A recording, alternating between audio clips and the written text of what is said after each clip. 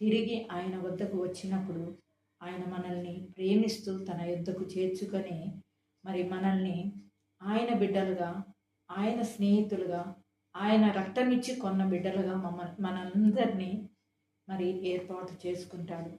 మరి ఈనాడు ఈ దైవరాజ్యానికి అర్హత పొందటానికి దేవుడు మన కొరకు తన ప్రాణాన్ని అర్పించి మరి ఈనాడు మనం ఏ నేలపైన ఉన్నప్పటికీ తిరిగి మనము ఆ నేలను సారవంతంగా మార్చుకుంటూ దేవుని యొద్దకు వచ్చినప్పుడు మనకి పరలోక రాజ్యము ప్రాప్తించే విధంగా దేవుడు మనల్ని సిద్ధపాటు చేస్తాడు.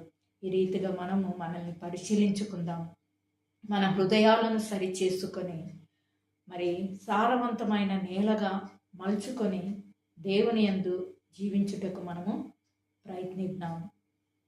దేవుడి మాటలు దీవించునుగాక. ఆమేన్.